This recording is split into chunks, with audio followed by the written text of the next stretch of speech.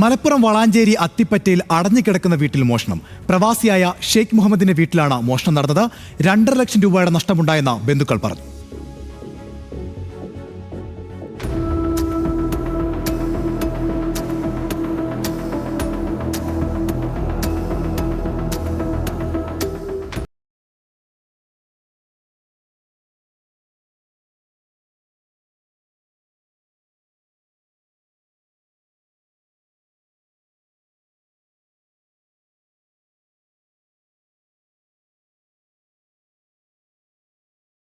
അത്തിപ്പറ്റ പുന്നാംചോല റോഡിൽ പ്രവാസിയായ ഷെയ്ഖ് മുഹമ്മദിന്റെ വീട്ടിലാണ് മോഷണം നടന്നത്.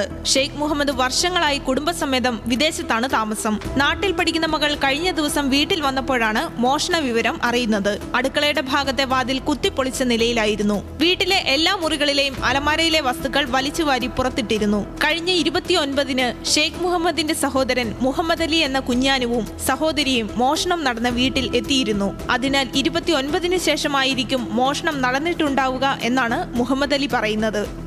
മോഷണം കുറച്ച് ഗോൾഡ്, 2 വാച്ച്, ഒരു ചെറിയൊരു ക്യാമറ ആണ് ഇപ്പോൾ ശ്രദ്ധയപ്പെട്ടത്. ഇതിൻ്റെ ശരിക്കുള്ള ഉടമസ്ഥർ ഗൾഫിലാണ്.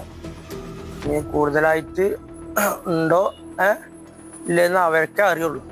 വളാഞ്ചേരി പോലീസിൽ വിവരം അറിയിച്ചതിനെ തുടർന്ന് പോലീസ് എത്തി പരിശോധന നടത്തി. 2.5 ലക്ഷം രൂപയുടെ നഷ്ടമാണ് കണക്കാക്കുന്നത്. കേസെടുത്ത പോലീസ് അന്വേഷണം ആരംഭിച്ചിട്ടുണ്ട്.